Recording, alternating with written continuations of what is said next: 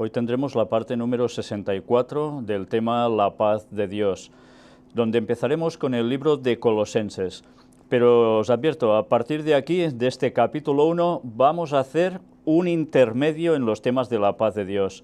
Pero va a ser un intermedio plenamente conectado a los temas de la paz de Dios. Y me explico. Vamos a ver cómo en este capítulo 1 aparece algo que nos va a llevar a otro tema, del cual debemos hablar, y creo que con toda la necesidad ya. Creo que ahora es el mejor de los momentos y precisamente nos coincide con este capítulo de Colosenses 1, que tanto tendrá que ver con lo que trataremos. Cambiaremos incluso el nombre. Ya no será la paz de Dios en esos apartados en sí, sino que va a ser la naturaleza de Jesús. Realmente las creencias están siendo tambaleadas por todos lados y vale la pena saber realmente cuál es la sana doctrina en esto, para que nadie nos engañe y nos lleve por donde no debe llevarnos. Vamos a empezar el tema de hoy con una oración.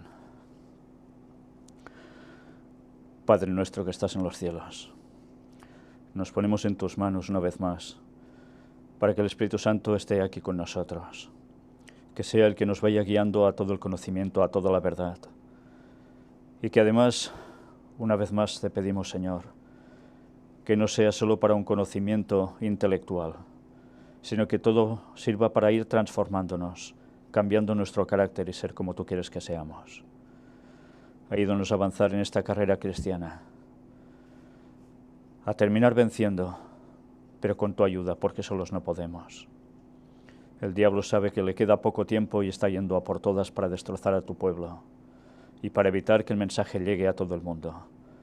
Ayúdanos, Señor, a como sea, para que este mensaje llegue absolutamente a todo el mundo, a cada criatura viva, ser humano que está en él, para que todos puedan decidirse por ti. Perdona todos nuestros pecados. En el nombre de Jesús te lo pedimos todo. Amén. Bien, como os decía, hoy vamos a tratar sobre Colosenses. Y me gustaría que os fijaseis en las dos imágenes que aparecen aquí. Primero es la de portada, donde se ve un mapa. Fijaos cómo aparece Colosas. Colosas era la ciudad donde precisamente el escrito de Pablo iba dirigida. Iba dirigido precisamente a esa ciudad que fijaos dónde está situado. Muy cerca, relativamente cerca, está Éfeso.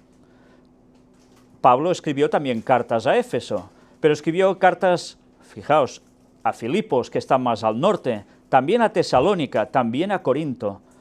Este fue prácticamente uno de los circuitos principales del apóstol Pablo, sobre todo en sus cartas. También escribió a otros lugares, es cierto, y también iremos viendo más cosas al respecto si vamos avanzando en la lectura del Nuevo Testamento. Pero para que nos situemos ya vemos dónde está Colosas. Pero fijaos ahora en la imagen que hay a mi espalda. Esto es Colosas. Bueno, pues cuesta entender, ¿no? Viendo unas sencillas columnas por el suelo, que eso haya sido una ciudad. Pues sí, fue una ciudad sumamente importante en su momento. Y es uno de los lugares que aún jamás ha sido excavado. Es sorprendente, ¿eh?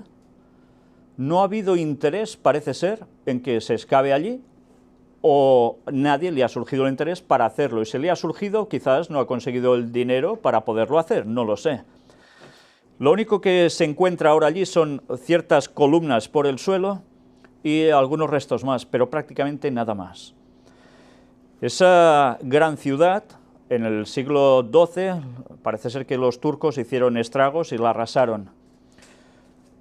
Pero antes fue una ciudad de rico comercio. ¿Cuándo escribió Pablo la carta precisamente a los colosenses? Pues fue sobre el año 62 de la era cristiana. Fue entonces cuando les dirige esa carta escrita desde Roma. Y ya sabéis que si Pablo escribía desde Roma, normalmente precisamente no estaba escribiendo en plena libertad, porque ya sabéis lo que le aconteció, estuvo preso. Pablo parece ser que no fue precisamente quien, por decirlo de algún modo, inauguró esa iglesia de Colosas. Él no estuvo allí en un principio. ¿Y quiénes fueron entonces los que iniciaron la iglesia en ese lugar? Pues por los datos que se conocen, parece ser que fue Epafras y Filemón, al cual también Pablo le escribe posteriormente una carta. Epafras es un personaje del que hablaremos después un poco. No es el mismo que Epafrodito, aunque el nombre es, como por decirlo de algún modo, un acortamiento de ese mismo nombre. Tiene que ver, Epafrodito tenía que ver también con Venus, pero en este caso es como un diminutivo de ese nombre sobre otra persona, no es el mismo. Hay un dato que debemos conocer antes de empezar esta lectura de los colosenses, porque ya hemos visto anteriormente cómo en las cartas de Pablo había un trasfondo de problemas con los judaizantes. Sí, lo mismo que está aconteciendo ahora, lo mismo. Pero sabéis, ahora en la carta a los colosenses no solo se puede hablar de judaizantes, sino de alguien o de algún grupo que estaba moviendo otros conocimientos que iban aún más allá de los simples, por decirlo de algún modo, judaizantes. ¿Quiénes eran estas personas? Pues, bueno, podríamos decir que son los inicios ya, en esos tiempos, que alguna vez hemos hablado también de ellos, de los gnósticos. Por tanto, judaizantes y gnósticos fueron dos problemas muy graves que estuvo sufriendo los primeros años la Iglesia cristiana. ¿Y qué creían en este caso los de Colosas, aún siendo cristianos? ¿Qué influencia habían recibido? Pues algo que, mira por dónde, es de plena actualidad, sobre todo en el mundo de la nueva era, el culto a los ángeles. ¿Os suena, no, el culto a los ángeles? Pues lo mismo, no es nada inventado de ahora. Hay personas que creen que, bueno, todo esto son cosas que van surgiendo. No, no, todo esto ya estaba antes, ahora sencillamente se repite. Creían que había distintas categorías de ángeles y que Miguel era el más alto de todos ellos. Es curioso. Bueno, pues todo esto Pablo tuvo que afrontarlo, porque por si fuera poco, ellos creían en una cuestión sobre Cristo, porque creían en Cristo, ¿eh? Pero esa cuestión que creían sobre Cristo es que Jesús era dual. ¿Y qué es eso de ser dual? Pues que en él había bien y mal. ¿Os suena el equilibrio famoso también del mundo oriental entre el bien y el mal, etcétera, etcétera, dos energías y todo esto? Pues en el fondo todo eso también es la base del gnosticismo. Y creían que Jesús, en él anidaba el bien y el mal. Fijaos si va a ser importante que tratemos bien el tema de la naturaleza de Jesús, de Cristo. Porque sin saberlo muchos están cayendo en el gnosticismo, diciéndose incluso adventistas. Porque eso nos lleva a un terreno que es de lo más peligroso y de lo más satánico. Y por desgracia muchos que están predicando en primera línea están aceptando una serie de creencias y arrastrando a otros, sin saberlo, al mismo espiritismo. Bien, pues todo eso lo vamos a tratar. Creían también que Jesús, partes de ellos, porque dentro del gnosticismo ha habido distintas vertientes, Jesús no tenía materia física, sino que era una materia espiritual solo. Y que Jesús incluso no llegó a morir. Fijaos las tendencias que habían arrastrado unos y otros que se iban añadiendo con el tema del gnosticismo. Claro, si Jesús no vino en carne, automáticamente hay un problema, porque ¿qué mérito tiene eso para la salvación del ser humano? Pero aparte contradice totalmente el resto de las Escrituras. Bueno, pues era una cuestión que por allí pululaba. Por tanto, vamos a tener que tratar de varios temas, y precisamente este capítulo 1 nos empezará a introducir de lleno en ello, a tal punto que hoy lo vamos a analizar, pero eso sí, dejaremos un espacio bastante grande, como un paréntesis en el cual no vamos a entrar prácticamente hoy, para empezar ya con esa temática el próximo sábado, si Dios quiere. Pero antes de iniciar el tema en sí, vamos a seguir mostrando esos plagios satánicos sobre la paz de Dios que no cesan ni un solo día. Es realmente impresionante. Mirad esto, la mezquita en Emiratos Árabes ahora se llama María Madre de Jesús. Ayer lo mostramos precisamente en las noticias de actualidad.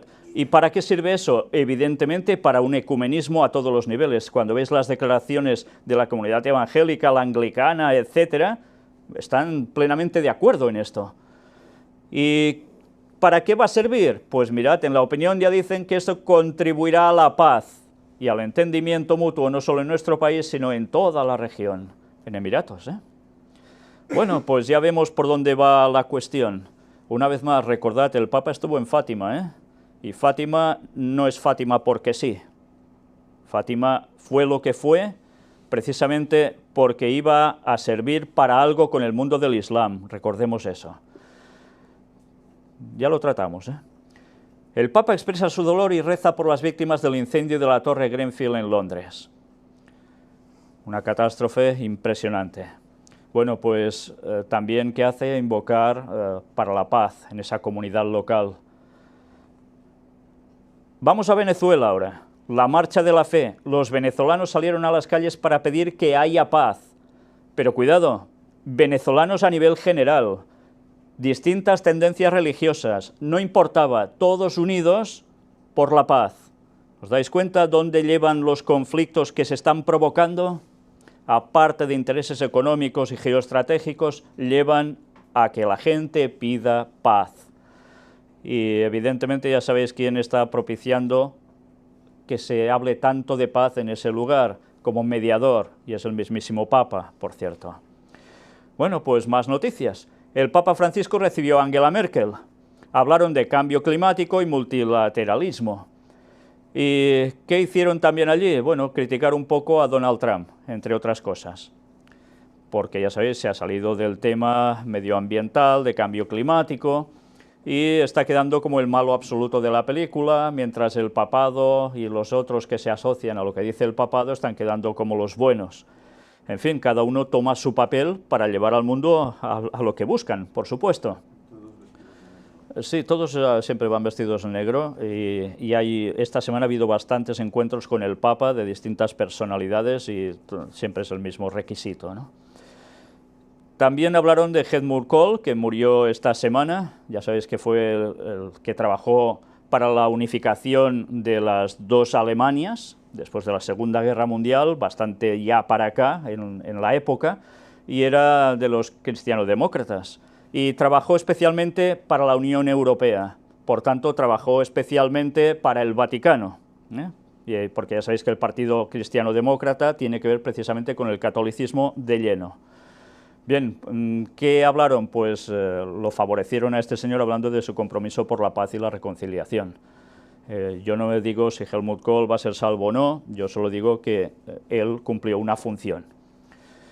Y, en fin, este dato debemos recordarlo en esta imagen, porque el Papa Angela Merkel le regala algo y no es ninguna cebolla, ¿eh? Es algo que tiene que ver con rama de olivo. Y ya sabéis por qué. Estuvo antes Angela Merkel en Argentina, estuvo hablando del antisemitismo, y va luego con el Papa, y el Papa le ofrece la rama de olivo, que es símbolo de la paz, ¿y de quién más? Del pueblo judío. Bien, pues todo va ligando. Vamos a ver el vídeo donde se nos narra un poco todo esto. Bueno, llevan ya 6 encuentros entre Merkel y el Papa, no es poco. Evidentemente alguien tira del tren de la Unión Europea sirviendo al Vaticano, queda más que claro.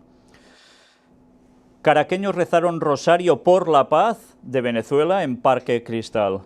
Y algunas personas llevaban estatuillas como la que veis aquí y también con el niño Jesús en brazos. O sea, Semiramis y Tamuz, en verdad. Pero no lo saben, claro. Todos rezaron el rosario. ¿Y por qué? Pues era para conseguir la paz. Todo está sirviendo para lo mismo. Aquí aparece el texto completo del Papa en el Ángelus del domingo 18 de junio de 2017 y habló de la Eucaristía, la misa en general. El Santo Padre indica que nutrirnos de Jesús, Eucaristía, significa además abandonarnos con confianza en Él. ¿Y de qué iba a hablar también allí? Pues, como siempre, sostenernos en el compromiso por la justicia y la paz. Esto es lo que nos lleva, dice, la Eucaristía. O sea, que si vas por la Eucaristía, vas por la paz. si no, pues mal vas. Y vuelve a hablar del proceso de paz, etc. Videomensaje de Francisco, el rosario, una oración que lleva paz a los corazones, a la Iglesia y al mundo. O sea que los mantras llevan a la paz, en definitiva, porque el rosario no es nada más que un mantra. Bueno, pues ya era de esperar, lleva la paz en los corazones, en las familias, en la Iglesia, en el mundo. Pues es la pera el rosario, ¿no? El Santo Padre a los comunicadores, donde la vida conoce fracasos, transmitan esperanza. Y una vez más, ¿de qué iban a hablar allí? Pues vuelve a aparecer la paz, pero esta vez a través de también los medios tecnológicos y sociales, para que se trabaje en eso, se busque desde esos medios. Cultura de la paz. El yerno de Trump llega a Israel en un intento por renovar las negociaciones de paz. Una vez más, la situación en Israel. Israel, Palestina, problemas, se busca la paz y ahora dicen que es un buen momento para que se consiga, pero cuidado, durará un proceso de tiempo un poco largo, lo advirtieron. Ayer mismo lo pudimos presentar también en las noticias. Bien, algo que también está aconteciendo y que casi parece una broma, pero es una realidad. 10.000 españoles piden la ciudadanía de Asgardia, la primera nación espacial. Es curioso, estos parece ser que no están teniendo tantos problemas como Cataluña para pedir lo mismo, El científico Igor Ausher-Bailey ha presentado en París su proyecto global, unificador y humanitario de lanzar al espacio un satélite para poner en marcha el primer país espacial. Y bueno, ya veis su insignia, la flor de la vida, ya veis el ojo también en el cielo, el famoso Eye in the Sky, de alguna canción que os suena, ¿verdad? Pues claro, es el ojo egipcio, ya sabéis a quién hace referencia, por tanto, ¿no? Bueno, pues evidentemente, mirad por qué buscan esto. Dicen que en la web se detallan los 3 principios o metas de Asgardia. La primera es garantizar la paz en el ámbito espacial. O sea, ya es paz cósmica, prácticamente, ¿no? La Santa Sede y el Papa reiteran ante la OEA su posición sobre Venezuela. Permitir el ingreso de alimentos y medicinas, fijar la fecha de las elecciones y liberar a los presos políticos. El Vaticano haciendo de mediador, pero apretando para conseguir lo que buscan. Y todo esto, evidentemente, tenía que ser el tema de la paz social, lo que ahora precisamente no está allí y que ellos defienden tanto, aparentemente. El Papa por Sudán del Sur, iniciativa del Santo Padre para una población exhausta. Ya sabéis, una población que lo está pasando muy mal por esa división que se hizo de Sudán del Norte y Sudán del Sur por cuestiones petroleras y que precisamente el Vaticano tiene su mano detrás, pero eso aquí evidentemente no va a aparecer. Hablan de proyectos humanitarios en esta cuestión y eso sí, promover el proceso de desarrollo y la paz. Qué bonito, por un lado liarla y por el otro y diciendo paz, paz. Tony Blair en Israel. Mirad, vuelve a surgir Tony Blair. Las circunstancias están listas para la paz. No ha dejado de trabajar. Ya sabéis que la mayor parte de estos políticos, cuando dejan de estar en presidencias o lugares de alto cargo, después van a empresas y sirven como consejeros de no sé de qué, pero para cobrarse, y otros se mueven en el ámbito internacional aún, y en este caso Tony Blair sigue con lo mismo, paz. ¿Y en qué, ¿en qué lado? Pues evidentemente en la zona de Israel. Ellos seguirán trabajando para sus fines. Asesores de Trump se reúnen con Abbas y concluyen que la paz llevará tiempo. ¿Os dais cuenta? Todo tiene un proceso. Hay personas que enseguida creen que el mundo se acaba ya mañana o mañana pasado o en septiembre o un poquillo más allá. Todo tiene su tiempo. Y si las personas no comprenden esto, por más proféticos que se crean, realmente están patinando en la palabra de Dios. Todo tiene su tiempo. Y paz, paz, paz, tanta como queráis. El Santo Padre a los jugadores de la National Football League. Los jóvenes necesitan modelos. También del rugby, del fútbol americano, van a ver al Papa. Ya no solo el fútbol europeo, latinoamericano, también hasta del rugby. ¿Y de qué habla también? Pues que sean bendición de Dios, la alegría y la paz. Curioso, con los topetazos que se pegan y que hable de paz en ese deporte. Bueno, los reyes de los Países Bajos recibidos en audiencia por el Papa Francisco. ¿Y de qué tenían que hablar? Pues ya se sabe, protección del medio ambiente, lucha contra la pobreza, inmigración e integración, o sea, Laudato Si, la encíclica del Papa, que la va dando por todos los dirigentes. ¿Pero de qué hablaron? Promover la paz y la seguridad. Qué raro, ¿eh? Cuando digan paz y seguridad, ya sabemos lo que vendrá, ¿no? Pues una vez más ha vuelto a surgir. En fin, este es un repaso. Algunas noticias las he dejado ya de banda porque es el cuento de nunca acabar, pero ya veis que es un continuo bombardeo sobre la palabra paz, porque el mundo está anhelante de ella por todos lados, y por tanto cuando alguien les ofrece esa solución, qué poco van a tardar en querer cogerla, aunque sea la falsa paz. Nosotros ahora vamos a adentrarnos ya en la auténtica paz de Dios, vamos a adentrarnos en Colosenses capítulo 1, y una vez más os digo, todos los que tengáis Biblia con distintas versiones, incluso seguid el texto conmigo desde aquí, porque siempre hay alguna palabra que quizás es más clarificadora en alguna otra versión que, por ejemplo, en la Reina Valera 1960, con un lenguaje ya un poco más antiguo, que es la que aquí os muestro.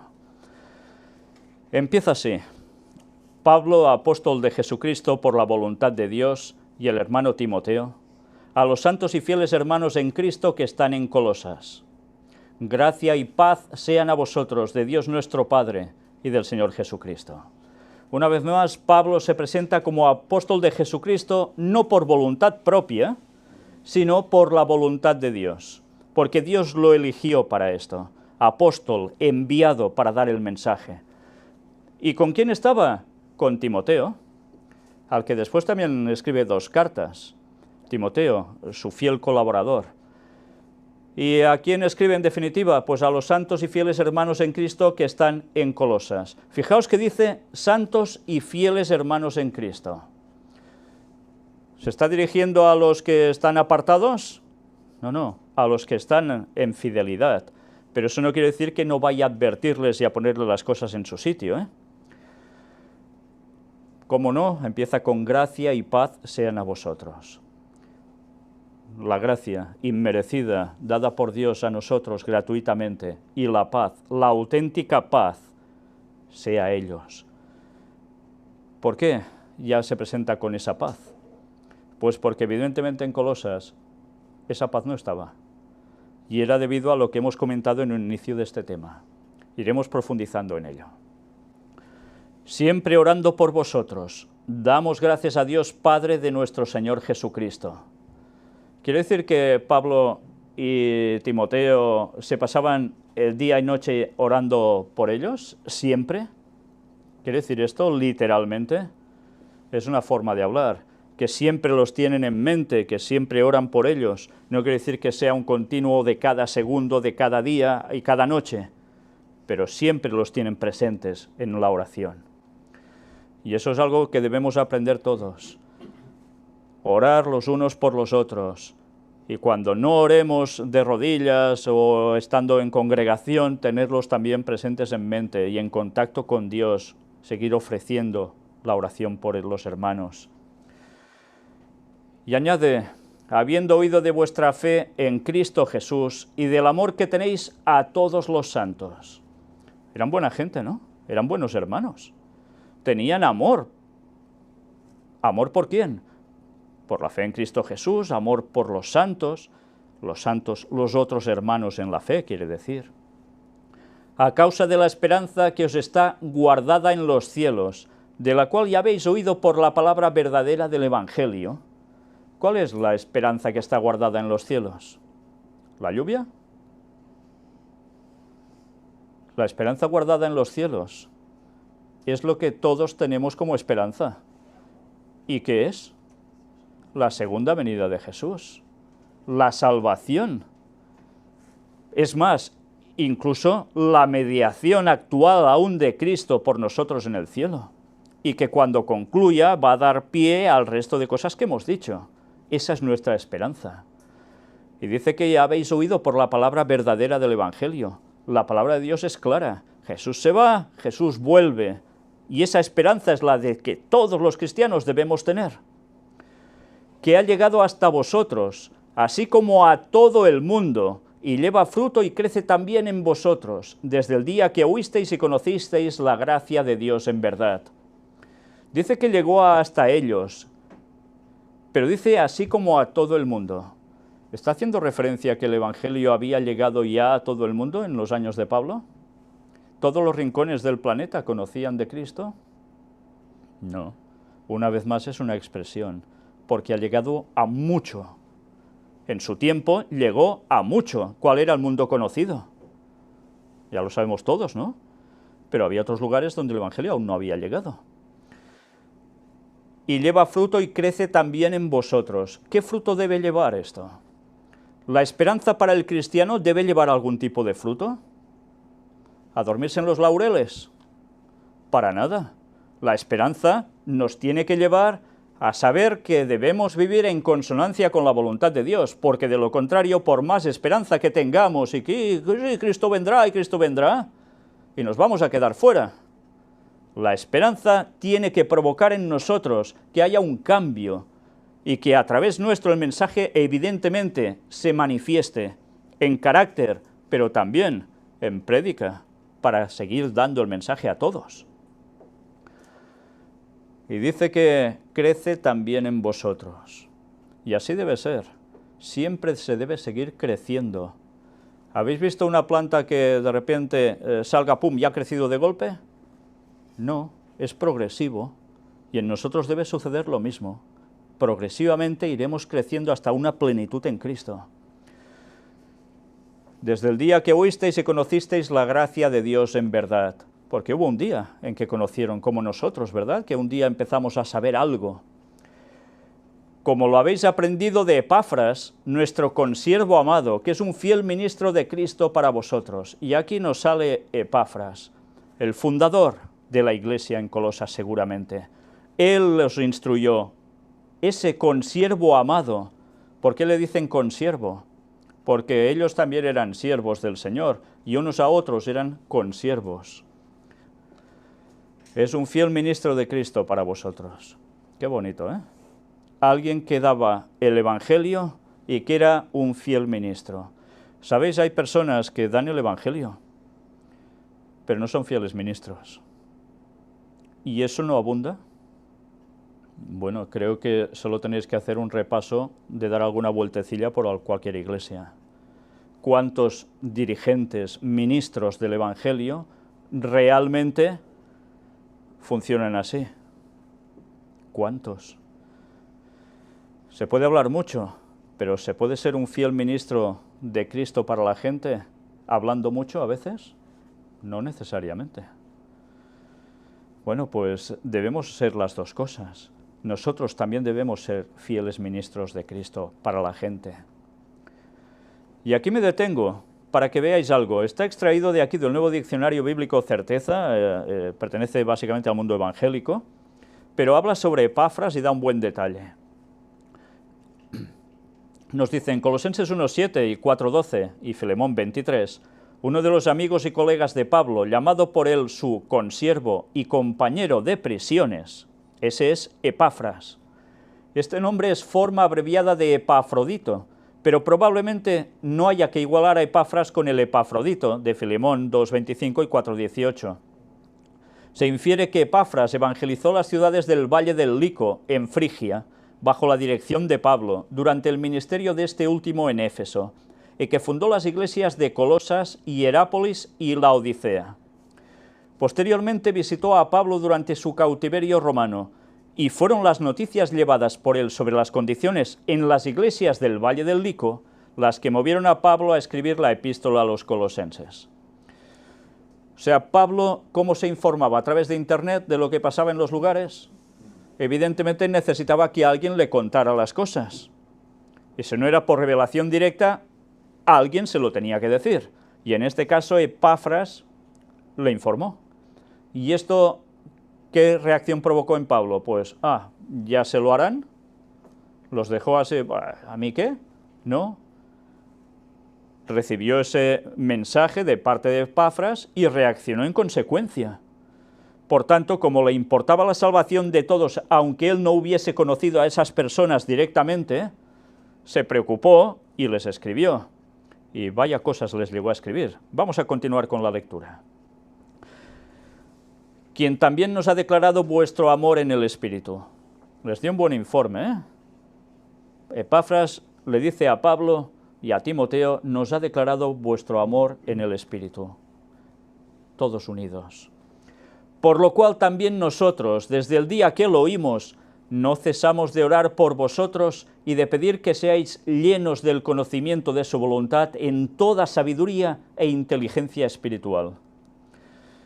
Bien, ya sabéis que Pablo le gusta redundar, va poniendo adjetivos y recalificativos encima para sacarle a todo más importancia, darle más preponderancia. Es muy importante lo que Pablo está diciendo aquí. Primero, lo que una vez más nos dice, no cesamos de orar por vosotros cuando se ha enterado de la situación. Pero además dice, y de pedir que seáis llenos del conocimiento de su voluntad. ¿De la voluntad de quién? De Cristo.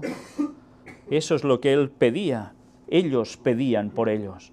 Pero además, en toda sabiduría e inteligencia espiritual. No está hablando de la sabiduría a nivel de calle, ni de la inteligencia a nivel de calle, sino aplicado todo a nivel espiritual. ¿Y por qué necesitaban estar llenos de esa sabiduría e inteligencia espirituales? Precisamente, sobre todo, por los problemas que había en Colosas, por el problema gnóstico. Si ellos no eran capaces de saber discernir con la ayuda de Dios, ellos sucumbirían a los engaños satánicos que se estaban introduciendo entre los primeros cristianos. Y que, por desgracia, después de prácticamente 2000 años, siguen volviendo a la carga también entre el pueblo de Dios. Y fuera, por supuesto. Para que andéis como es digno del Señor, agradándole en todo, llevando fruto en toda buena obra y creciendo en el conocimiento de Dios. Qué fácil es decir, para que andéis como es digno del Señor. Pero ahora, una vez más, esto se lo escribe a los colosenses, pero también no nos lo podemos aplicar. ¿Andamos, como dice aquí, como es digno del Señor? ¿Ven en nosotros, no hablo en andares literales, sino en el andar por la vida a nivel general, ven en nosotros que somos dignos del Señor?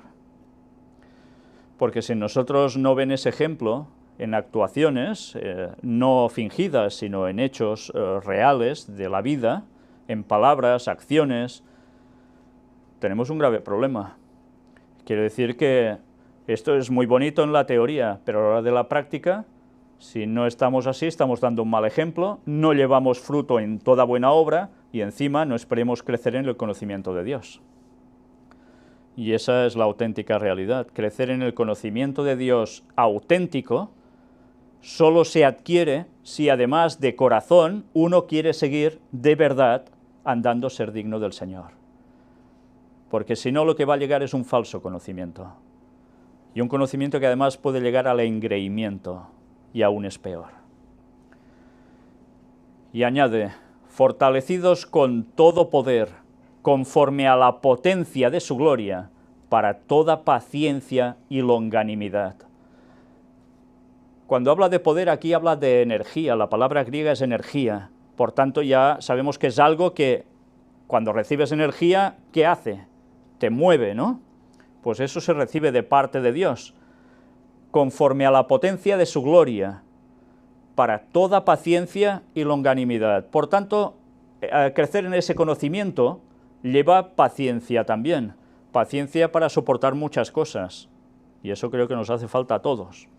Pero habla de longanimidad. ¿Y alguien de vosotros tiene una versión distinta aquí? ¿Qué dice el versículo 11 en alguna versión? ¿Lo tiene alguien? ¿O todos tenéis la Reina Valera 1960, sí? También dice longanimidad. Bien, pues vamos a aclarar qué quiere... ¿Cómo? Dice constancia y paciencia. Constancia y paciencia. Dice, ¿qué versión es? Paciencia y en toda situación. Nueva traducción viviente. Nueva traducción viviente, la de 1995. Paciencia en toda situación. Perseverancia con paciencia en toda situación. Vale. Pues longanimidad, si buscamos, lo que nos viene a decir es misericordia, contraria a ira o venganza. Fijaos, qué matiz tan interesante, ¿eh? Si habla de paciencia, por un lado, y luego nos dice misericordia como lo contrario a ira o venganza, quiere decir que si no tienes paciencia, ¿qué harás? Pues tener ira y venganza. ¿Os dais cuenta cómo son dos términos que tienen que cabalgar juntos? Pues eso es lo que necesitamos todos. Con gozo dando gracias al Padre, que nos hizo aptos para participar de la herencia de los santos en luz. ¿Y cuál es la herencia de los santos en luz? ¿Cuál es esa herencia? ¿Los santos en luz?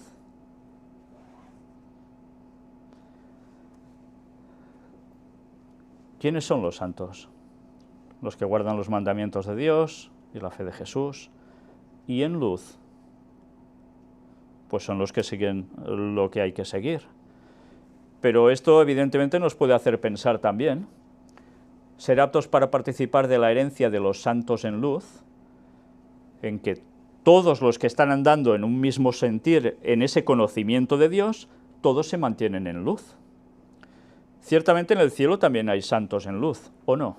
¿No hay santos en luz en el cielo? Ahora diréis, vaya, este se ha hecho papista. No, no. ¿Hay santos en luz en el cielo? ¿Están en la gloria de Dios? ¿Personas que han pasado por esta vida y estén en el cielo? Pues sí, también los hay. Enoc, Elías, ¿quién más? Moisés, ¿y quién más? Los que resucitaron con Cristo, que fueron al cielo, no se volvieron a morir. Seres de otros planetas también, ¿no? Ángeles, seres de otros mundos que jamás han pecado. Imaginaos si hay santos en luz. Están haciendo la voluntad de Dios y en pleno conocimiento de Él. Pues al final los de aquí más los de allá, todos juntos, participamos de lo mismo. Y nos dice además, el cual nos ha librado de la potestad de las tinieblas y trasladado al reino de su amado Hijo. Está hablando aquí de personas que aún pisaban en tierra, aún no estaban en el cielo, pero dice, el cual nos ha librado de la potestad de las tinieblas. ¿Quién es la potestad de las tinieblas? Satanás. Y si te libra de Satanás, ¿qué hace? Y trasladado al reino de su amado Hijo. ¿Qué pasa? ¿Que nos trasladó a los colosenses, a Pablo y a los demás, a todos, al reino de los cielos ya en ese momento? No, estaban aún vivos en la tierra. ¿Eso qué quiere decir? Pues que estando aquí se puede participar del cielo de allí. ¿Y cuántos de nosotros participamos del cielo de allí en la tierra aquí? El cristiano debe vivir ya como si estuviese en el cielo. Debe de notar eso en su vida. Evidentemente las circunstancias de aquí no son las circunstancias del cielo, eso queda más que claro. Pero el cristiano, como dice Ellen White, debe mostrar también la vida del cielo ya aquí en la tierra. Si cada cristiano hiciese eso, ¿creéis que la gente no quedaría verdaderamente perpleja de ver una gran diferencia entre los que son pueblo de Dios y los que no?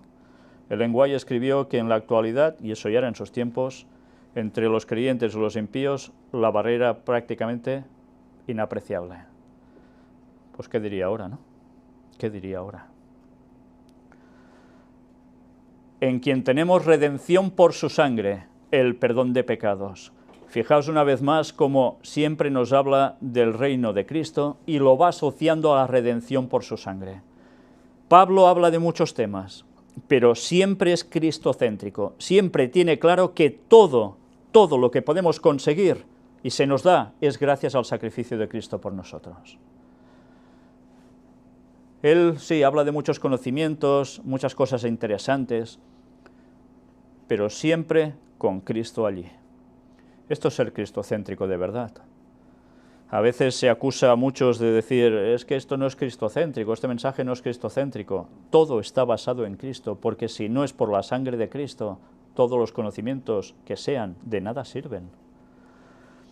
Luego nos dice aquí, bueno, cuando nos habla ahora en el versículo, ya veremos, bueno, vamos avanzando. Cuando en el 13 nos dice, el cual nos ha librado de la potestad de las tinieblas, cuando habla de librado es rescatar. liberar, rescatar. Nos ha rescatado de manos de Satanás. En definitiva viene de eso, redención también.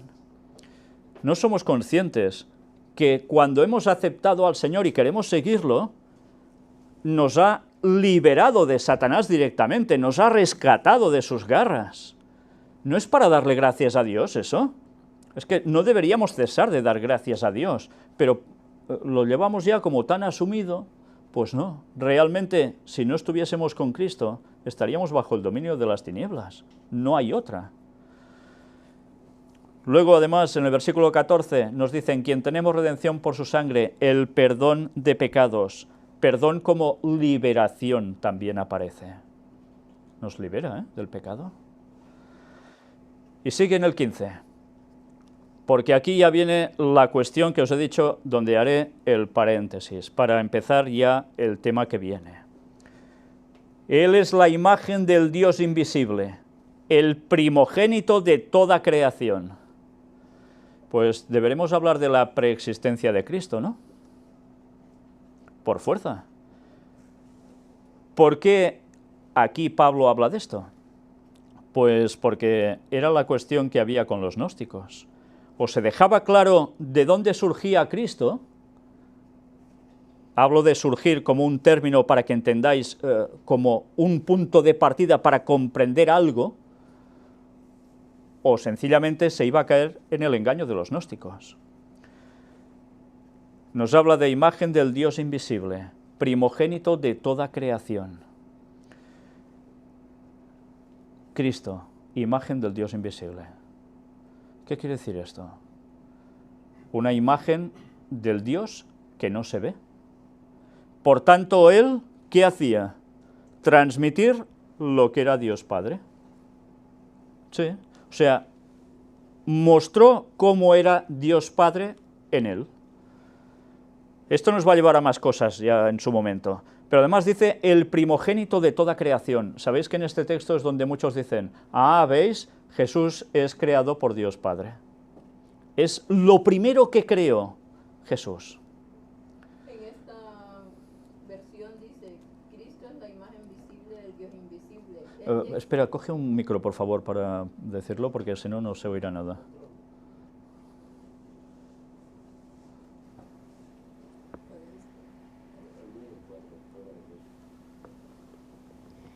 En esta versión dice, que es la nueva traducción viviente, Cristo es la imagen visible del Dios invisible. Él ya existía antes de que las cosas fueran creadas y es supremo sobre toda la creación. Él ya existía antes de todas las cosas creadas. Pero aún y así, que el texto indica esto, hay personas que dicen, sí, porque todas las cosas las creó Cristo, pero a Él lo creó el Padre. Siempre dan la vuelta a la cuestión. Bien, cuando habla aquí de imagen, significa similitud, semejanza. Por tanto, hacía un reflejo de lo que era Dios, Padre. Pero cuidado, porque dice primogénito de toda creación. ¿Primogénito quiere decir que es el primero en ser creado? Primogénito viene de tener la preeminencia. O sea, no ser el primero en algo en concreto, y luego lo veremos, como el mismo Pablo lo aclara, por eso hay que leer más y no quedarse solo con un texto, y nos viene a decir que el primogénito es el que tiene la preponderancia en algo en concreto. En este caso, ¿del qué? De toda la creación. Es el líder absoluto. También se le llama primogénito de los muertos, y en cambio... Esto es lo que ahora vamos a ver. Precisamente Pablo después nos habla de primogénito de los muertos. Resulta que Jesús es el primero que se muere, tú. Antes no se ha muerto nadie. ¿Nos damos cuenta? Si desconocemos o queremos ignorar los otros textos, que nos terminan dando luz sobre lo que ha escrito antes, no vamos a enterarnos de nada y vamos a caer en malas interpretaciones. Los testigos de Jehová creen que Jesús es el primer ser creado por Dios Padre, pero no es el único. Que se lo digan a los gnósticos. También lo dice porque el primogénito de cada familia era el que recibía las bendiciones. Ahí está, el primogénito de cada familia el primero que nacía, es el que recibía todo el poder de que se le transfería por parte paterna, toda la heredad, exacto. ¿Y quién recibió el reino? Nos lo ha dicho antes, el Hijo. ¿Os dais cuenta cómo todo va ligando? Por eso, siempre leamos texto y contexto, porque si queremos aislar versículos y hacerles decir lo que quieran, vamos realmente fatal. Bueno, sigamos avanzando, porque mirad qué nos dice aquí. Porque en él fueron creadas todas las cosas, las que hay en los cielos y las que hay en la tierra, visibles e invisibles. Me detengo un momento aquí. En él fueron creadas todas las cosas. ¿En él? ¿Cómo se entiende esto? Todo procede de él. Claro. ¿Cómo creó? ¿Cómo dice Génesis que crea? Por la palabra. O sea que eso yo no lo entiendo cómo se lo hace, para eso es Dios. Y de allí, con su palabra, genera el ¿qué? La creación. Ese poder de la palabra suya no la entendremos jamás, pero lo hizo. Y de él surge todo, las que hay en los cielos y las que hay en la tierra. ¿Qué cosas hay en los cielos creadas? Bueno, claro, todo el universo podemos decir. Pero solo estamos hablando de cuestiones físicas, astronómicas, mira, una estrellita, un planeta por aquí, una nebulosa por allá. No hablamos solo de esto. Fijaos que además nos dice visibles e invisibles. Bueno, algunos pueden decir visibles, claro, lo que vemos, invisibles, debe ser las cosas microscópicas que no ves. No, va mucho más allá. Y es cierto que ha hecho el macrocosmos y el microcosmos, evidentemente todo, pero nos añade esto que nos da una mayor comprensión aún. Creó, sean tronos, sean dominios, sean principados, sean potestades, todo fue creado por medio de él y para él. ¿De quién nos está hablando entonces aquí? Sean tronos, dominios, principados, potestades. ¿Quiénes son?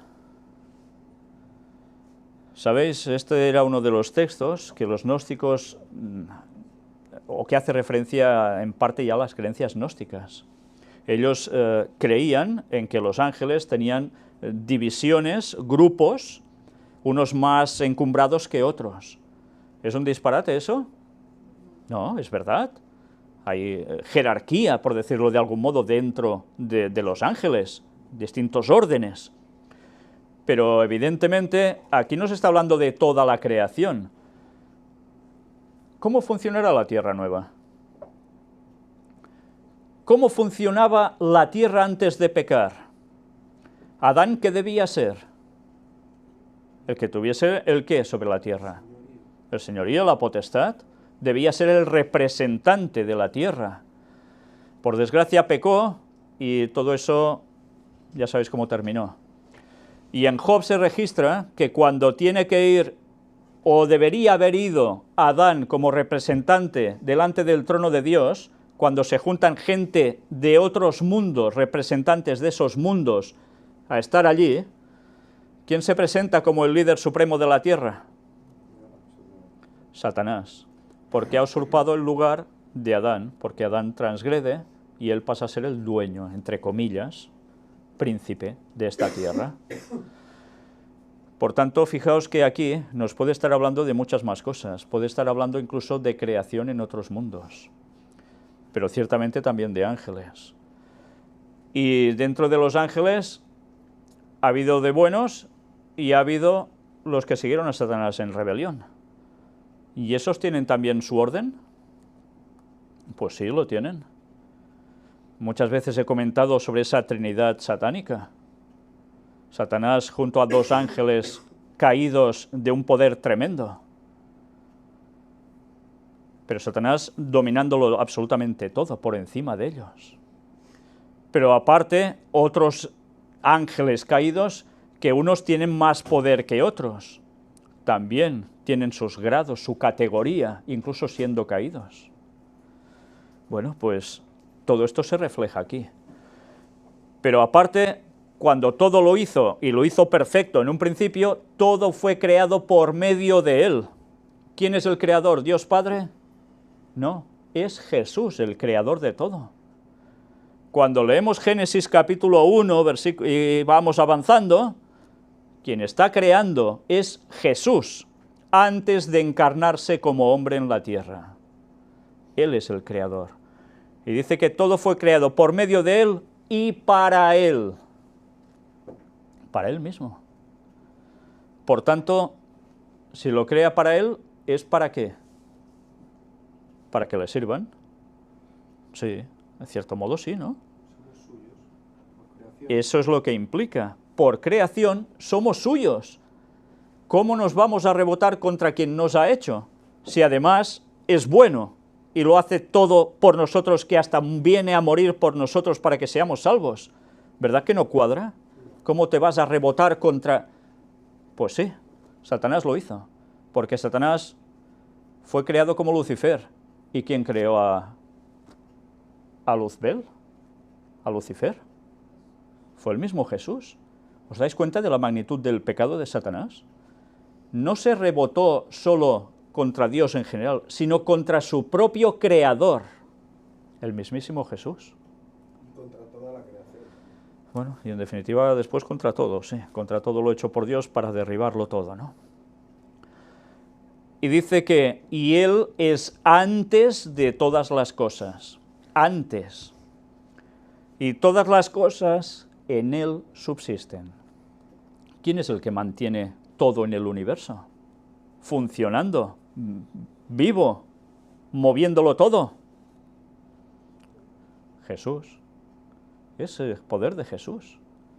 O sea, su palabra crea y además tiene, no sé cómo lo hace, pero mantiene todo en plenitud. Yo no puedo entender eso, no sé cómo lo hace. Él es Dios. Tampoco necesito saberlo, la verdad. Ahora a mí lo que me interesa es ganarme la salvación con su ayuda, porque si no, me voy a enterar menos aún de todo después. O sea que Dios revela lo que a nosotros nos interesa para nuestra salvación. Las otras cosas, si Él quiere, ya nos lo irá explicando. Tiempo tenemos toda la eternidad. Y Él es la cabeza del cuerpo que es la Iglesia. Una vez más nos vuelve a esa comparativa. Cuerpo humano, recordemos Templo de Salomón en forma cuerpo humano, ya lo mostramos también en conferencia. El lugar central donde había el Arca de la Alianza y tal, ¿qué era? La cabeza. ¿Y qué simbolizaba? A Cristo. Pues una vez más, la cabeza del cuerpo que es la Iglesia es Cristo. ¡Qué maravilla! Sigue siendo la cabeza. Él es el que... ¿Qué hace la cabeza respecto al cuerpo? ¿Solo lo acompaña porque el cuerpo anda y la cabeza va encima? Lógicamente, la cabeza es la que mueve al cuerpo. El centro de mando del cuerpo, absolutamente. Entre otras cosas, por supuesto. Y ese es Cristo. Él que es el principio. Por tanto, ¿cómo lo diríamos aquí? En una letra muy conocida. Él que es Alfa. El principio. Y en Apocalipsis, ¿qué dice? Él que es Alfa y Omega, el principio y el fin. O sea, es todo. Aleph, sí. Por tanto, ya vemos que es la cumbre de todo.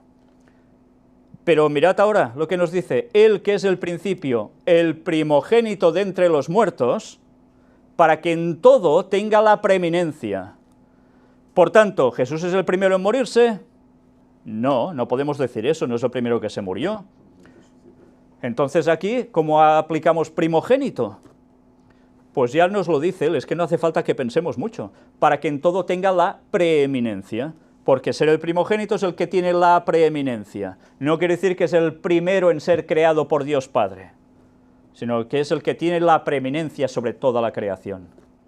Como hijo, tiene el poder de todo el reino. Sí. Como heredero. Es el heredero, se le da el reino al hijo, los textos son muy claros bíblicamente, por tanto, es el que manda, por supuesto.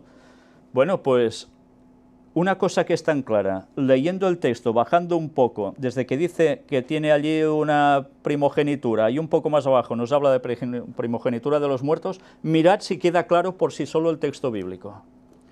¿Y por qué tantos aún quieren seguir creyendo lo que no toca? Pues especialmente, y ahora me dirijo a los testigos de Jehová, que son los que creen esto, deberían pensar y analizar que su iglesia fue hecha, sí, salida del movimiento adventista, vale, muy bien, no de la iglesia adventista, del movimiento adventista, a partir de la predicación también de 1844 de Guillermo Miller, ¿sí? Pero ¿quién empezó a encabezar ese movimiento que terminó siendo los testigos de Jehová? El señor Russell. ¿Y qué era ese señor? Un masón. ¿Y dejó de ser masón? No, jamás, jamás dejó de serlo. Entonces, ¿qué podemos esperar? ¿Qué podemos esperar? Si estos señores se dedicaran a analizar sus orígenes como denominación religiosa, ya saldrían corriendo de allí. Pero como muchos no les da por estudiar por sí mismos, pues pasa lo que pasa.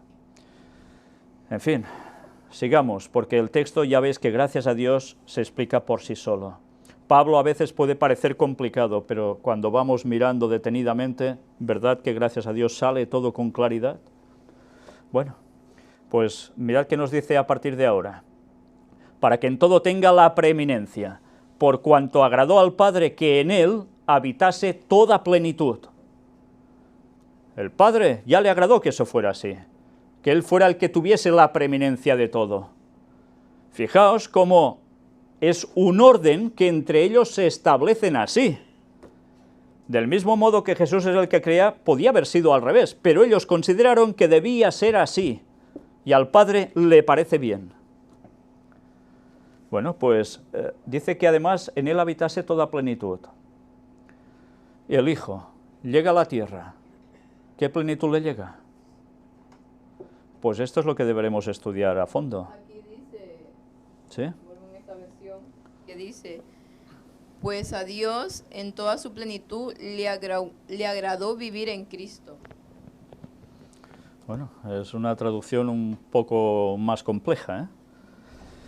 Siempre hay que buscar los textos originales porque a veces las traducciones ya veis que nos pueden quedar un poco de ese modo, ¿eh? Por cuanto agradó al Padre que en él habitase toda plenitud. Y mirad que añade ahora, y por medio de él reconciliar consigo todas las cosas. Aquí ya nos va dando una vislumbre. ¿A qué está haciendo referencia además con esa plenitud en Cristo? O de Cristo tener esa plenitud. Por medio de él reconciliar consigo todas las cosas. ¿Qué reconcilió? Pues aquí nos lo dice, así las que están en la tierra como las que están en los cielos, haciendo la paz mediante la sangre de su cruz. ¿Cómo reconcilia Dios el cielo con la tierra? A través de Cristo. ¿Cómo? Muriendo Él por nosotros en la cruz, derramando su sangre.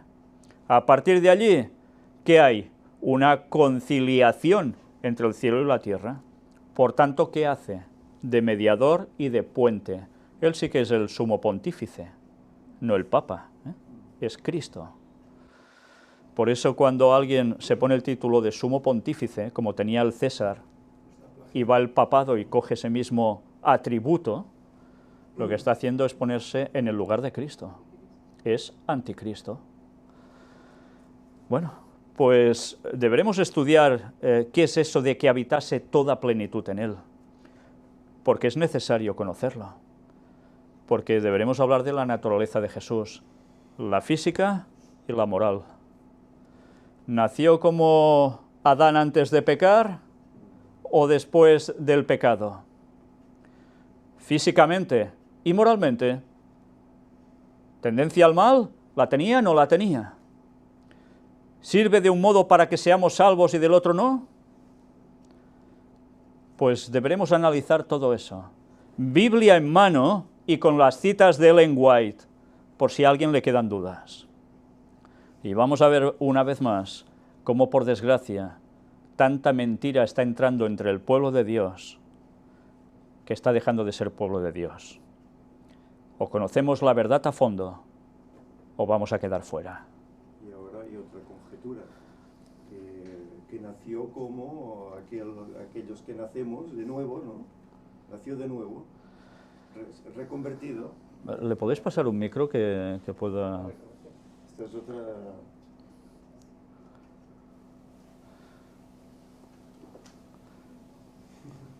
¿Está conectada? Has de apretar. Sí, ahora desde un tiempo para acá hay una tendencia que incluso hay algún famoso pastor, de estos que están en internet y tal, que no se oye. Acércatelo más. Pues ya más me lo pongo dentro, ¿eh? Hay una tendencia en la cual se sugiere que Cristo vino como cuando el ser humano conoce a Cristo y nace de nuevo. ¿Lo tiene encendido? No está encendido.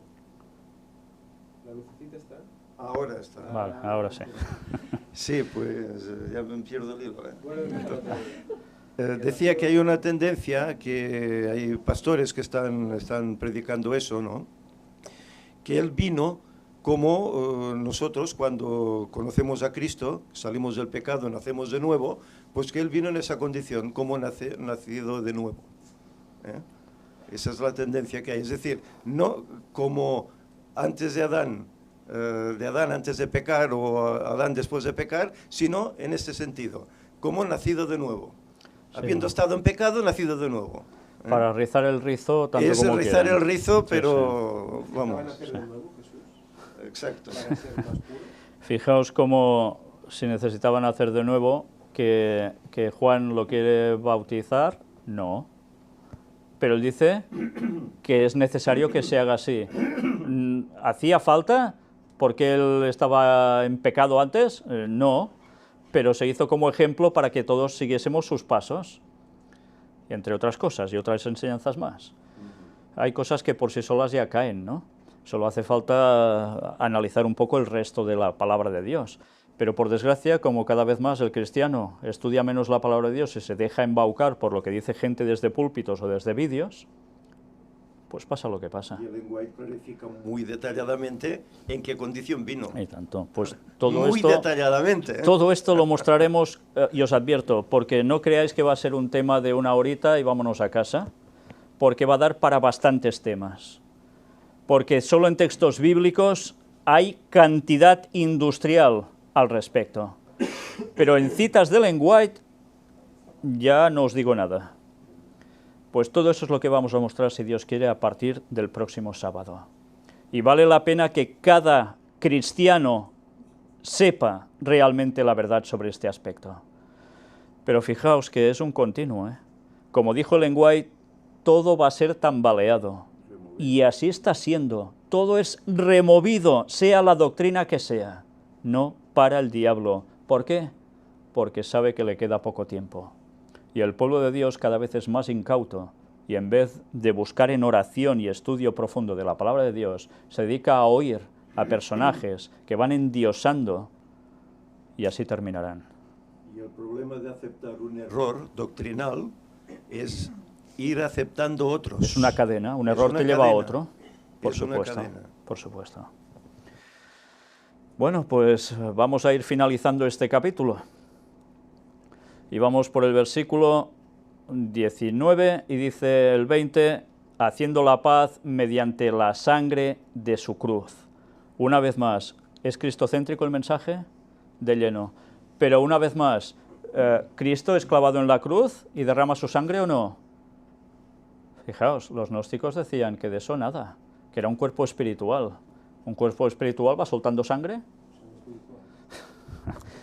Bueno, pues vamos a seguir avanzando.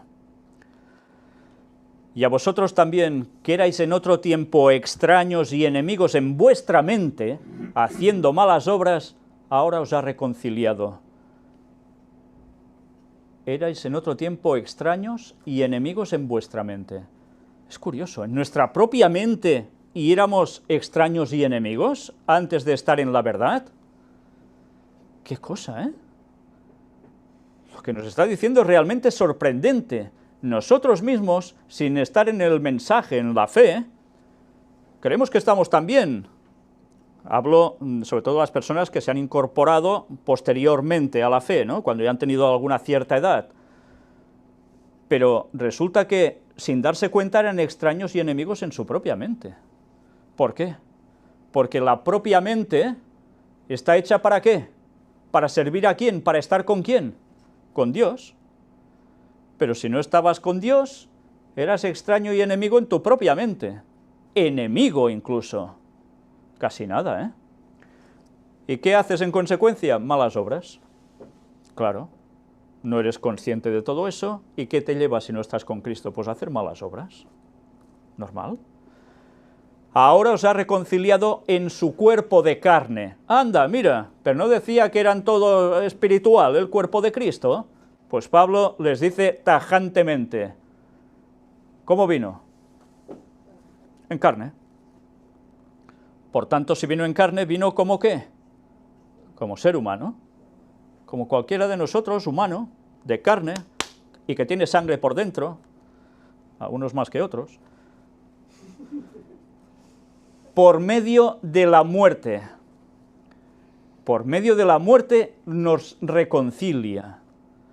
Si Cristo no muere, no hay reconciliación. Imaginaos el movimiento gnóstico a qué llevaba, y a qué lleva aún ahora. Que si no aceptas que Cristo muere y derrama su sangre por ti, ¿de qué te sirve eso?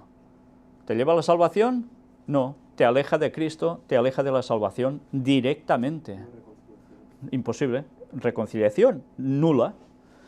Para presentaros santos y sin mancha e irreprensibles delante de Él. Por eso muere Cristo. Porque cuando estamos ante el trono de Dios, no en persona, pero en juicio, ¿quién nos representa? Nuestro abogado, el que ha pagado por nosotros. Y cuando Dios mira a ese Víctor San Vicens o al que sea, ¿a quién está viendo? ¿A este personaje? ¿A este hombrecillo? No, está viendo a Cristo, que ha pagado por él, y por tanto puede llegar a ser salvo. ¿Y esto no es una maravilla? Pues imaginaos, si Cristo no muere, ¿qué sucede? Pues que de aquí no se salva nadie. Nadie. ¿Por qué se pudieron salvar Enoc, Elías, Moisés incluso, si Cristo aún no había muerto y se los llevó al cielo? Pues porque había la promesa que Cristo vendría y moriría por nosotros. Pero sabéis que Cristo podía fallar, ¿no? ¿Os imagináis esa situación? Es casi increíble. Jesús hubiese fracasado, ¿qué sucede con ellos? ¿Qué sucede con ellos? ¡Hala, ya os podéis bajar otra vez! Es tremendo, ¿eh? Lo que estaba en juego es la vida eterna de cada persona que ha pasado por este mundo, y de algunos que se les había dado una recompensa especial ya en ese momento. 3 personas. 3. Bueno, vamos a seguir. Si en verdad permanecéis fundados y firmes en la fe, ahí está la condición. Serás salvo si en verdad permanecéis fundados y firmes en la fe. Porque Cristo ha podido morir por ti, pero si tú no cumples con ese requisito, de nada te va a servir. Es fuerte, ¿eh? Pero esa es la verdad. Ese es el mensaje. Y sin moveros de la esperanza del Evangelio que habéis oído, el cual se predica en toda la creación que está debajo del cielo, del cual yo, Pablo, fui hecho ministro o diácono, es la palabra en griego. Y sin moveros de la esperanza del Evangelio. Qué interesante, ¿eh? Si te mueves de esa esperanza, ya estás. Si te entra una doctrina que te lleva a otra cuestión, ya estás. Lo que decíamos, un error te va a llevar a una cadena de errores y te va a apartar de la verdad y te va a apartar de la salvación. Y eso no siempre se tiene en cuenta, ¿eh? Imaginaos cuando Pablo decía de luchar por la sana doctrina. Pues es lógico, no es ninguna absurdez, no es una locura, hay que hacerlo, estar en la sana doctrina toda, porque es el único modo de estar en un mismo sentir todos, porque si yo creo una cosa fundamental que es correcta y otro cree otra que dice que es fundamental y es correcta y otro igual y todos son distintos, ¿eso qué es? Pues es un gallinero. Y en un gallinero el Espíritu Santo difícilmente se va a manifestar. Por tanto, la Iglesia debe estar unida bajo unos mismos conocimientos y vivirlos, porque de saber el conocimiento y no vivirlo, tampoco va a servir de nada. Y además habla otra vez de ese evangelio que se predica en toda la creación que está debajo del cielo, del cual yo, Pablo, fui hecho ministro. Qué bonito, ¿eh? Pablo, una vez más, dice que él representa y explica al mundo el qué, la auténtica verdad. Es apóstol, es enviado. ¿Por quién? ¿Por él mismo? No. ¿Por orden de quién? De Jesús mismo. El que murió y resucitó es el mismo que lo coge y lo envía. Ahora me gozo en lo que padezco por vosotros, y cumplo en mi carne lo que falta de las aflicciones de Cristo por su cuerpo, que es la Iglesia. Aquí está hablando de la situación que Pablo estaba viviendo, estaba preso, pasaba aflicción por los creyentes, sean los de Colosas, los de Filipos, los de donde fueran. ¿Y él estaba amargado por eso? No, para nada. Estaba gozoso de padecer por causa de ellos, porque él no paraba de dar el mensaje igualmente, aunque estuviese en la cárcel. ¿Y qué hace? Pues aún completar las aflicciones de Cristo por su cuerpo. Él también padecía. Evidentemente no pasó por lo mismo que Cristo, nadie pasará por lo mismo que Cristo, pero él estaba participando de esos padecimientos también. Por su cuerpo, que es la Iglesia. Una vez más nos recalca, el cuerpo de Cristo es la Iglesia. Hay personas que siguen diciendo, no, Dios no dejó instituido ninguna iglesia. Pues vaya, eso es una mentira absoluta. Ciertamente, Jesús cuando se fue dejó instituida una iglesia.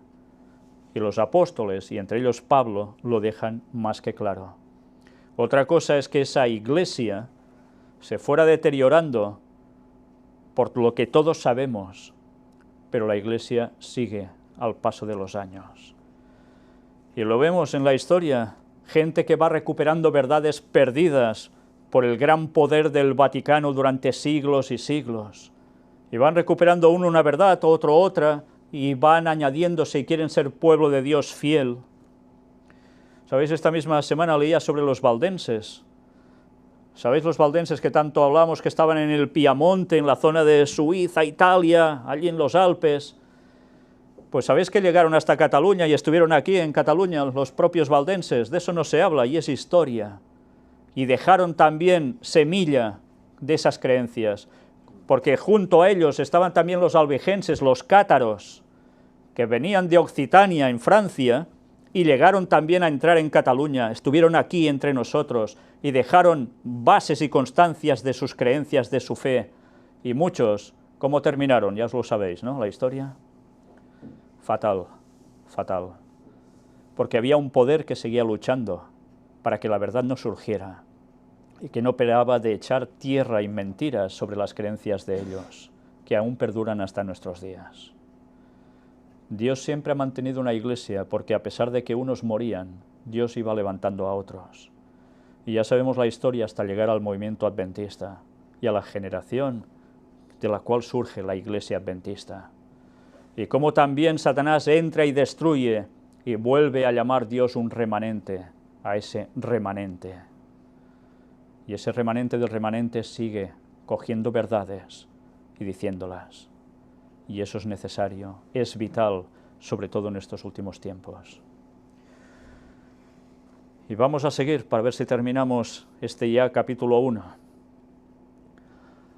De la cual fui hecho ministro, según la administración de Dios que me fue dada para con vosotros, para que anuncie cumplidamente la palabra de Dios. Cumplidamente, ¿eh? No otras cosas, sino la que toca. ¿Y quién le propone a él para hacer esto? La administración de Dios, que le da para que haga eso con todos. El misterio que había estado oculto desde los siglos y edades, pero que ahora ha sido manifestado a sus santos. ¿Cuál era ese misterio? Fijaos que a Pablo le gusta utilizar la palabra misterio. ¿Pero por qué? Los gnósticos, ¿en qué estaban basados? En los misterios, ¿En qué misterios? Los misterios de Babilonia. No se habían inventado nada. Sencillamente cogían lo de Babilonia y lo seguían transformando y adaptando a las circunstancias y época suya. Y con esos falsos conocimientos mistéricos hacían sucumbir a muchos. Y Pablo utiliza los mismos términos de las sociedades secretas de ese tiempo y lo utiliza para demostrar y contrariar con la palabra de Dios a todos ellos. Por eso Pablo utiliza tanto la palabra misterio. Y dice que estaba oculto ese misterio desde los siglos y edades. ¿A qué se refiere? ¿Qué misterio estaba oculto durante la eternidad pasada? Pues el plan de salvación para el hombre. No se había creado aún la vida sobre la tierra, que Dios ya sabía que el hombre iba a pecar. Y Dios ya sabía, antes que Satanás se convirtiera en tal, que iba a suceder, porque para eso es Dios. ¿Y qué había hecho preveyendo ya, sabiendo que eso iba a pasar? Preparar todo un plan de salvación que nadie sabía. Los ángeles no sabían que pasaría todo eso, no lo sabían los habitantes de otros mundos, nadie lo sabía, solo lo sabía la divinidad. Y llegó un momento en que se manifiesta, ese misterio oculto, llega el momento en que se manifiesta cuando la situación se produce.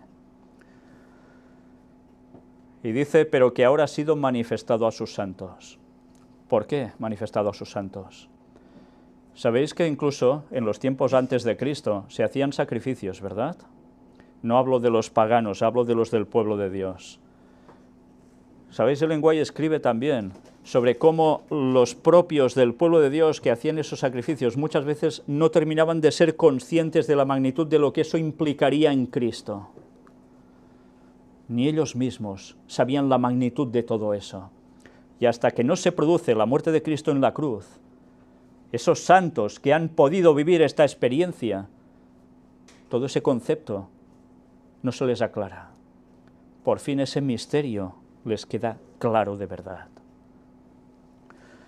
A quienes Dios quiso dar a conocer las riquezas de la gloria de este misterio entre los gentiles. Atención a esto porque, sabéis, me escribe mucha gente y entre los muchos que escriben siempre hay personas que son realmente judaizantes y sionistas a tope. Y por desgracia no son conscientes de cómo los están moviendo como títeres. Y por desgracia además muchos de ellos no son ni judíos de linaje, no lo son. Pero llegan a creer que si no hacen lo mismo que los judíos, guardar esas fiestas y tantas cosas más, pues que estás haciendo un disparate. Bueno, pues la historia no cambia, es lo mismo. Pero aquí nos dice claramente dar a conocer las riquezas de la gloria de este misterio entre los gentiles, porque hay de ellos que dicen que eso solo puede quedar entre los judíos. Entonces el resto, ¿qué pintamos? Bueno, nosotros porque aún tenemos linaje judío, pero ¿y tantos otros que no tienen nada de linaje judío, qué? Ya se pueden morir todos, porque se van a perder la eternidad igualmente. ¿Os dais cuenta qué salvaje? Es una locura decir eso. El Evangelio era para todos, y ese misterio del plan de salvación es dado también para que lo conozcan los gentiles, entre los gentiles. Que es Cristo en vosotros la esperanza de gloria. No son fiestas, no son ciertas cosas, lo que es la esperanza de gloria es Cristo en nosotros. Y eso da igual si eres judío, si eres japonés, si eres de Tailandia, si eres de Groenlandia.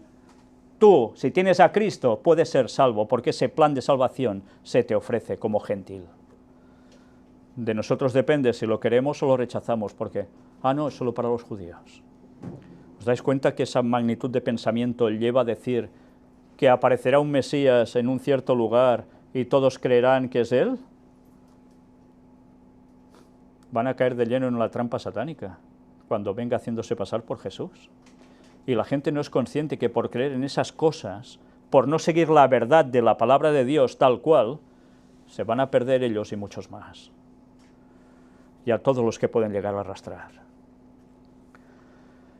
A quien anunciamos, amonestando a todo hombre, amonestando a todo hombre. ¿Amonestamos a todo hombre? ¿Qué quiere decir amonestar a todo hombre? ¿Que les vamos sacando tarjeta amarilla a todos? Amonestamos a todo hombre. ¿Por qué? Bueno, ya nos lo aclara. Y enseñando a todo hombre en toda sabiduría a fin de presentar perfecto en Cristo Jesús a todo hombre. Por tanto, lo que hemos de hacer es amonestar a la gente. Hoy esto no funciona así. Hay un plan de salvación. Cristo vino a morir por ti. Y tienes que explicarles cosas de un modo que les capte la atención, porque evidentemente si ahora sales a la calle y al primero que pasa le amonestas diciendo Cristo murió por ti, tienes que hacerle caso, te vas a morir quemando, y te van a tomar por loco, y creo que con toda la razón. Hay que saber dar el mensaje a cada persona, a los grupos, donde sea, con la particularidad de la mentalidad de cada lugar, para que la gente despierte, analice, incluso los que no creen para nada ni que Jesús llegó a existir, se den cuenta a través de evidencias que realmente hubo alguien que fue así. Y ese alguien no era un cualquiera, sino que era Cristo encarnándose. Y eso no es poca cosa. Y dice que todo eso debe hacerse enseñando a todo hombre en toda sabiduría. ¿Os dais cuenta? En toda sabiduría quiere decir que no solo se trata de decir, mira, ha muerto y ya está y te va a salvar. Se trata de darle conocimientos generales de todo para que puedan sospesar en sabiduría y darse cuenta que lo que les dices es verdad, a fin de presentar perfecto en Cristo Jesús a todo hombre. Así todos se pueden presentar ante Cristo para ser salvos. ¿Pero qué necesitarán? Un conocimiento sabio, con buenos argumentos, porque sin argumentos difícilmente vas a llegar a la gente. Pero eso sí, puedes tener muchos argumentos, pero como tu vida no vaya en consonancia, ¿de qué va a servir? Hoy sí, dice cosas muy buenas, pero mira qué vida lleva, ¿eh? Y luego eso, ¿qué influye? Pues que no hagan ni caso del mensaje, por supuesto. Para lo cual también trabajo, luchando según la potencia de Él, la cual actúa poderosamente en mí. Cuando dice trabajo, viene de copiao. Sí, no viene de copiar, no. Es lo primero que uno cuando lee el griego dice, ¿copiao? Ostras, un andaluz cuando lo ha copiado, ¿no? No lo ha copiado. Significa esforzarse, afanarse, bregar. O sea que es más que un trabajo de, venga, vamos. A copia de, sí, sería bastante eso, en definitiva. O sea, es con intensidad, a por todas. No es un trabajo de dormirse en laureles, es a por todas. Claro, hay que perseverar. Para lo cual también trabajo luchando según la potencia de Él. No dice por mi propio mérito, yo que soy tan fuerte y sé tanto. No, dice por la potencia ¿de quién? De Él, luchando según esa potencia. Y luchando, contender, combatir. ¿De dónde surge? Una vez más, del lenguaje atlético. ¿Qué hacían? ¿Solo corrían dando vueltas a un estadio? Eso era una modalidad, pero había otra modalidad que era la lucha. Sí, ya existía entonces. Y en esas olimpiadas tan conocidas habían apartados para lucha. Y ese lenguaje que Pablo utiliza aquí de contender, combatir, está precisamente extraído de eso. ¿Y cómo creéis que luchaban si se estaban jugando la corona de laurel? ¡Ay, que te doy un golpe! ¡Ay, no! Irían a por todas. A por todas. Esa era una lucha a tope. Pues en consecuencia es como él hacía el trabajo y como nosotros debemos hacer el trabajo para dar el mensaje a la gente. A por todas. Y bien, aquí termina Colosenses 1. Como os decía, el próximo tema va a ser ya el paréntesis. Vamos a hablar sobre la naturaleza de Cristo. Os decía que va a durar varios temas, por tanto, tened paciencia porque no va a ser cuestión de un día ni de dos. Pero una vez más, como nunca, es totalmente necesario. Esta misma noche recibía un mensaje de alguien que me comentaba que esto se está tratando y de qué modo en muchas iglesias en Argentina. Y precisamente el enfoque, ya os podéis imaginar que es todo lo contrario a lo que debe ser. Pero sabed que esto no es solo en Argentina, porque recibo mensajes de muchos países y esa situación se está dando en todos lados. Por tanto, debemos conocer la verdad, conocer esa sabiduría de Dios, y solo el Espíritu Santo nos puede guiar a ello. Por eso os pido mucha oración, para que todos estemos mentalizados para comprender lo que el Señor nos quiere decir. Que Dios os bendiga a todos y que nos junte en ese mismo sentir en la sana doctrina. Amén. Vamos a concluir con una oración.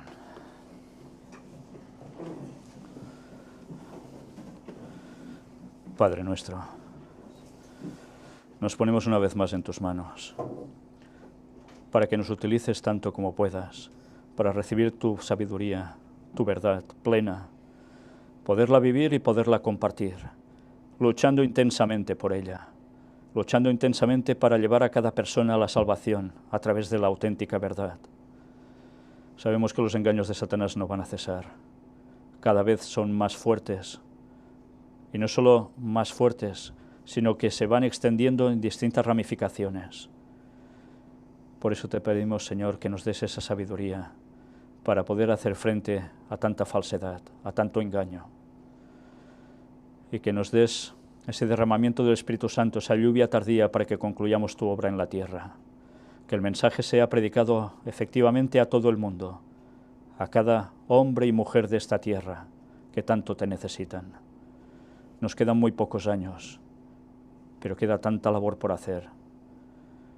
Te queremos pedir, Señor, que sigas añadiendo cada día a los que deben ser salvos y que ellos a su vez también cojan el liderazgo fuerte para seguir proclamando a muchos más la verdad, para que muchos más puedan estar contigo en tu regreso. Gracias por ese inmenso sacrificio de Cristo en la cruz por nosotros. Gracias por esa sangre derramada que nos da la vida. Ayúdanos a no aflojar nunca. En el nombre de Jesús te lo pedimos todo, por el perdón de todos nuestros pecados. Amén.